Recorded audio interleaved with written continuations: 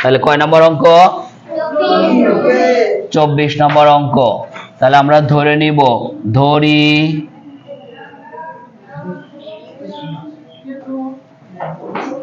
সংখ্যাটি x, সংখ্যাটি কত?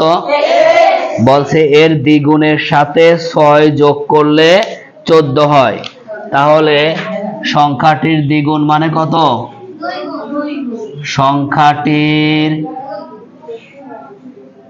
দ্বিগুণ মানে হচ্ছে 2x, x এর দ্বিগুণ 2x, 3 গুণ হলে 4 গুণ 5 গুণ, তাহলে বুঝলাম।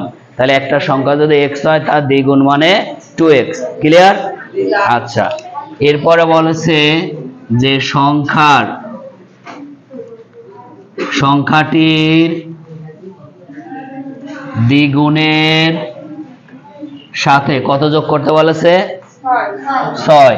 তাহলে 6, সংখ্যাটির দ্বিগুণের সাথে 6 যোগ করলে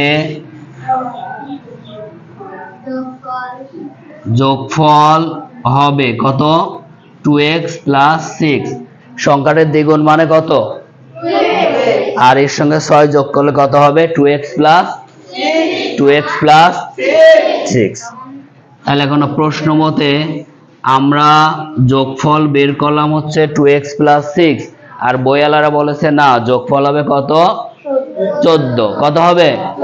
তার মানে প্রশ্ন মতে আমরা লিখতে পারি 2x প্লাস 6 ইকুয়াল 14। ক্লিয়ার? এখান থেকে সমাধান করে আমরা x এর মান বের করব।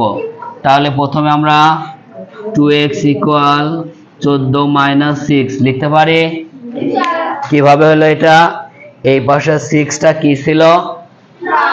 ওই পাশে গেলে, এটাই তো শিখাইছে যে কোন সংখ্যা সাইড চেঞ্জ হলে চিহ্নের পরিবর্তন হবে। কি হবে? চিহ্নের পরিবর্তন হবে। তাহলে আমরা 2x ইকুয়াল লিখতে পারি 14 থেকে 6 গেলে কত হয়? 8। গুড, 8। তাহলে x ইকুয়াল হবে কত? 8 ডিভাইডেড 2। ভাগ হলো কেন? ভাগ হলো কেন? গুণ ছিল, x এর সঙ্গে 2টা গুণ ছিল, এই জন্য ওই পাশে গেলে কি হবে? ভাগ হবে। তাহলে আমরা বলতে পারি x ইকুয়াল কত?